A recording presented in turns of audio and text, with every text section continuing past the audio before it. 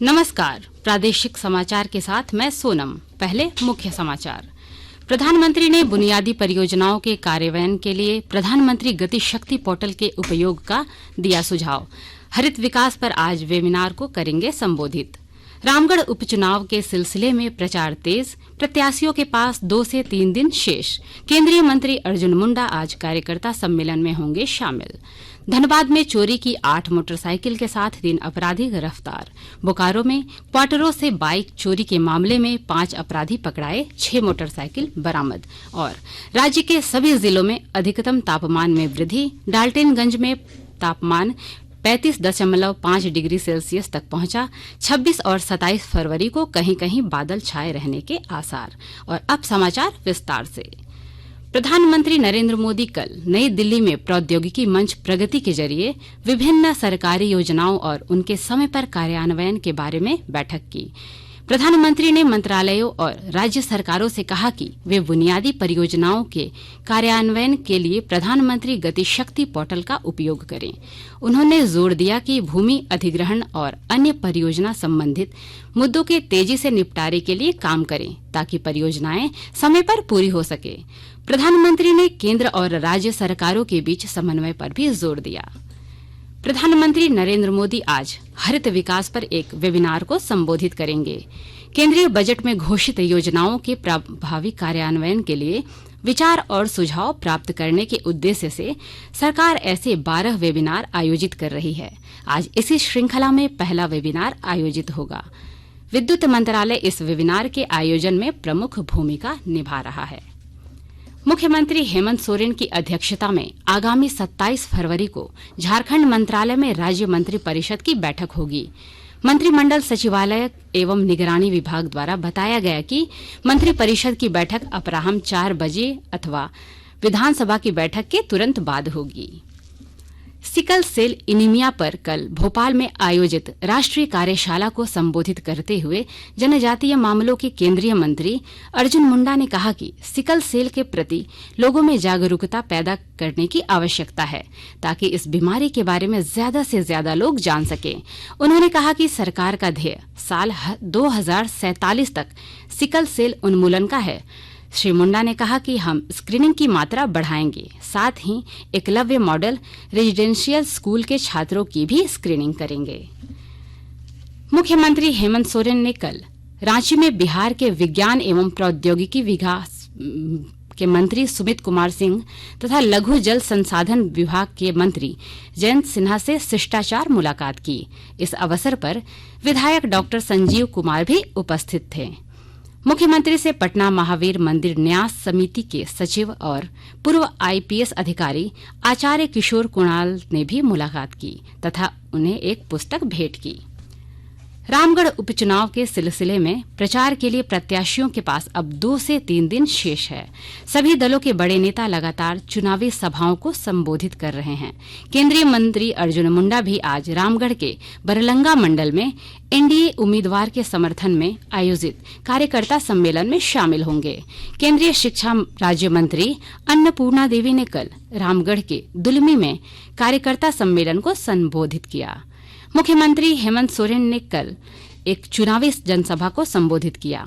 कांग्रेस और आजसू समेत अन्य प्रत्याशियों ने भी प्रचार तथा जनसंपर्क अभियान तेज कर दिया है। सिमडेगा जिले में बढ़ती नशे की प्रवृत्ति पर अंकुश लगाने और इसके खिलाफ लोगों को जागरूक करने के उद्देश्य से नशा मुक्ति उपचार केंद्र का लोकार्पण किया गया है। विस्तृत ब्यौरा दे रहे हैं हमारे सिमडेगा संवाददाता। सिमडेगा जिले में बढ़ती नशे की प्रवृत्ति पर अंकुश लगाने और इसके खिलाफ लोगों को जागरूक करने के उद्देश्य से नशा मुक्ति उपचार केंद्र का लोकार्पण किया गया है। भारत सरकार सामाजिक न्याय और अधिकारिता मंत्रालय द्वारा चलाए जा रहे नशा मुक्त भारत अभियान के तहत नशा मुक्ति केंद्र की शुरुआत के अवसर पर वर्चुअल माध्यम से कार्यक्रम हुआ, जिसमें उपायुक्त आर रोनीटा, पुलिस अधीक्षक सौरभ कुमार और civil surgeon doctor Naval Kumar सहित कई पदाधिकारी शामिल हुए। कार्यक्रम में जिले एवं राज्य को नशा मुक्त बनाने की शपथ ली गई। मनोज कुमार सिन्हा, मनु, आकाशवाणी समाचार, सिमडेगा। आकाशवाणी के ताजा तरीन समाचारों के लिए आप हमारी वेबसाइट newsonair.com पर लॉग ऑन कर सकते हैं। ताजा समाचार ट्विटर हैंडल @AIR News और Facebook page all India radio news पर भी उपलब्ध है। आप प्रादेशिक समाचार एकांश के Twitter handle @AIR News_ Ranchi और फेसबुक, इंस्टाग्राम पेज तथा YouTube channel AIR News Ranchi पर भी हमारे बुलेटिन सुन सकते हैं। प्रादेशिक समाचार आप आकाशवाणी रांची से सुन रहे हैं। पलामू के सांसद BD राम ने सुदना स्थित अपने आवास पर पत्रकारों से बातचीत करते हुए केंद्रीय बजट के फायदे गिनाए। उन्होंने कहा कि वर्ष 2027 तक भारत की अर्थव्यवस्था जापान और जर्मनी जैसे देशों को पीछे छोड़ते हुए तीसरी बड़ी अर्थव्यवस्था हो जाएगी। रांची सांसद संजय सेठ ने HEC के निदेशकों के साथ बैठक कर बकाया वेतन, उत्पादन एवं HEC के दुकानों की रेंट पर चर्चा की। इस दौरान निदेशक वित्त ने आश्वासन दिया कि होली से पहले वेतन भुगतान किया जाएगा। इसके अलावा उन्होंने कंपनी को चलाने की विस्तृत कार्ययोजना भी साझा की। श्री सेठ ने HEC के हड़ताली कर्मचारियों से भी बातचीत की। धनबाद और बोकारो में पुलिस को बड़ी कामयाबी मिली है। धनबाद जिला के धनसार थाना पुलिस ने बाइक चोरी के मामले में कार्रवाई करते हुए 3 अभियुक्तों को चोरी की 8 मोटरसाइकिल के साथ गिरफ्तार किया। इधर बोकारो के हरला थाना क्षेत्र के विभिन्न क्वार्टरों से बाइक चोरी के मामले में बोकारो पुलिस ने 5 अपराधियों को 6 बाइक समेत गिरफ्तार किया। राज्य में धूप की तपिश, अधिकतम तापमान तेजी से ऊपर की ओर जा रहा है। पिछले 24 घंटे में डाल्टनगंज में अधिकतम तापमान 35.5 डिग्री सेल्सियस रिकॉर्ड किया गया। चाईबासा में अधिकतम तापमान 35.4, जबकि जमशेदपुर में 35.2 डिग्री सेल्सियस दर्ज किया गया है। राज्य के सभी जिलों में दिन के तापमान में वृद्धि हो रही है तथा यह सामान्य से अधिक चल रहा है। मौसम विज्ञान केंद्र रांची के अनुसार 26 और 27 फरवरी को राज्य के दक्षिणी इलाकों में आसमान में आंशिक रूप से बादल छाए रह सकते हैं। महिला T20 क्रिकेट विश्व कप के पहले सेमीफाइनल में आज केपटाउन के न्यूजीलैंड्स में भारत का मुकाबला ऑस्ट्रेलिया से शुरू होगा। यह मैच भारतीय समयानुसार शाम 6:30 बजे से शुरू होगा। शुक्रवार को दूसरे सेमीफाइनल में इंग्लैंड का सामना मेजबान दक्षिण अफ्रीका से होगा। फाइनल मुकाबला रविवार को खेला जाएगा। रांची से प्रकाशित लगभग सभी अखबारों ने ग्रामीण विकास विभाग के चीफ इंजीनियर वीरेंद्र राम की गिरफ्तारी से जुड़ी खबर को प्रमुखता से प्रकाशित किया है। प्रभात खबर ने लिखा, वीरेंद्र राम गिरफ्तार, बताए खेल में शामिल सहयोगियों के नाम।